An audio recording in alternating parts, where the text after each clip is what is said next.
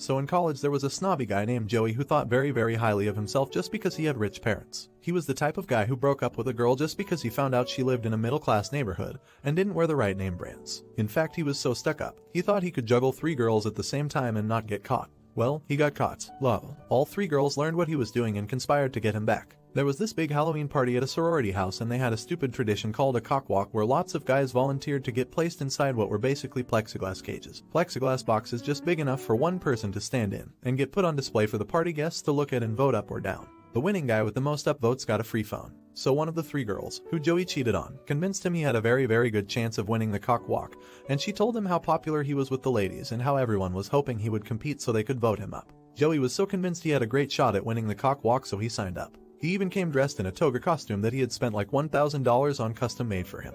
You should have seen him at the party with his nose in the air and thinking he was just the greatest thing ever. Well, what he didn't know is that the 3 girls he was juggling had somehow managed to get word out to almost everyone at the party about Joey and his snobby ways and his womanizing ways. So when it came time for the cockwalk, he was locked inside one of the plexiglass cases and all the female guests lined up to walk past and vote up or down. Imagine Joey's surprise when the first 3 girls in line were the 3 girls he was cheating on. Of course all 3 girls voted him down. Well, that was probably humiliating enough, but then he had to stand there locked behind the glass and watch every girl at the party vote him down too. Girl after girl filed past him, including cheerleaders and sorority sisters, and all the girls liked to impress and they all cast their down votes. Many of them were making faces and gestures at him and laughing. Lol. Joey turned so bright red. He tried to get out of the box but the door, which was behind him, was locked, so he tried to bump his butt against the door over and over to jar it open, but from the front that only made it look like he was humping up against the glass or something. He was making himself look even more foolish and everyone was totally enjoying his comeuppance all the more. He was left in the glass case as the winner was announced, which obviously was not him since he didn't get a single upvote. And when he finally was let out, everyone was cheering and clapping while he walked out.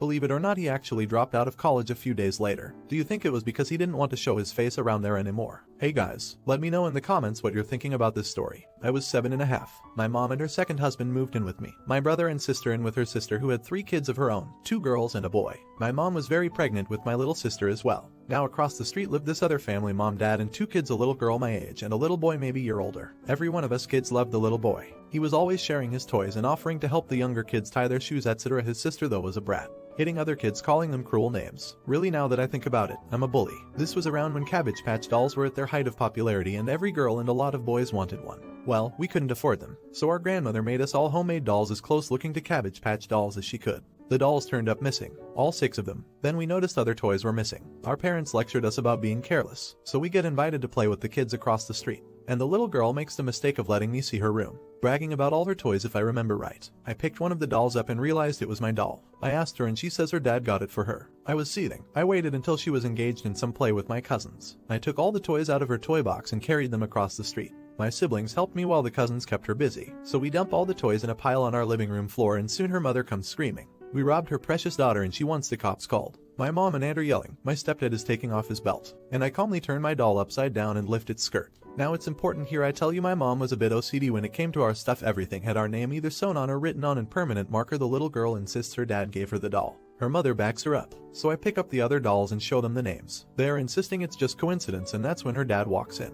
He listens to his wife complain about us being thieves, then asks me to show him the doll. I have said nothing this entire time. He looks at the name on the doll and turns to his daughter. You're grounded, a month for stealing and a month for lying. I still remember her mouth dropping open and her mother sputtering that we were the thieves. I also remember him looking at his wife dead in the eye and saying, her name. I never bought a doll for her like this one. Also, I doubt I could find a Cabbage Patch doll with my name, which is unusual where I live, on it if I tried. This guy was livid. He yells for them to go home and then asks us, kids, if we have room for all those toys. Now I am pretty sure now looking back he knew only a tenth of the toys were actually ours and that technically we had stolen her toys. Of course, we found room. We did, however, let her brother go through them. And when the kids who lived a few doors down found out via her brother about our toys found in her toy box, they asked to look through. Hey guys, if you're enjoying the video, don't forget to drop a like. This happened about 15 years ago when the internet and e-com were still young. I had this supervisor who was a real douchebag. Once he asked me to help him out at the last minute and take a particularly shitty shift, and I did because I was a team player. The anticipated business level did not materialize, so I left at my scheduled time. To be clear, I did not leave early and abandon my colleagues. I left at the end of the shift. I did not stay late. Couple of days later, douchebag schedules a meeting with me, and when I arrive I see the 2 owners are there as well. DB starts calling me out, accusing me of abandoning my colleagues and falsifying the timesheet. I ask him if he is on crack. He keeps berating me and questioning my commitment and loyalty. The 2 owners sit in stunned silence, but don't defend me. I was employee number 2. He was number 35 or something like that, so eventually I said I had enough and got up and went home.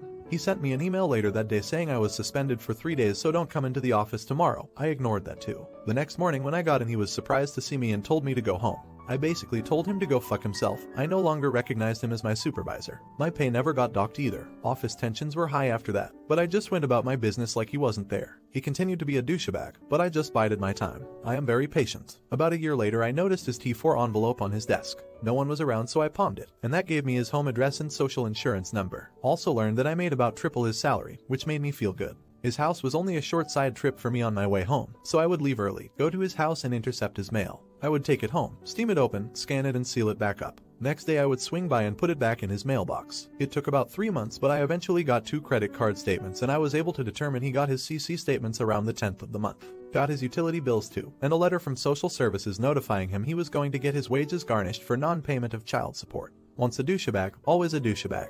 I had been putting together a list of URLs for the most vile and disgusting porno websites, hawking magazine subscriptions featuring topics such as bestiality, golden showers, and scat, among many others. Readers, I am not judging. I spent a Saturday night mid-month with a bottle of rum subscribing him to every magazine, both print and online, that I could find. In those days there was very little credit card security. If you had the full card number and billing postal code, you were in. There were no CVV or PIN numbers. I knew he wouldn't see his statements for over 3 weeks. The following Monday I canceled his utilities, telling them I was going abroad for an extended period and wanted to suspend the services. I made it a point to be exceptionally rude to the utility companies so the account would be flagged. Hopefully as douchebag.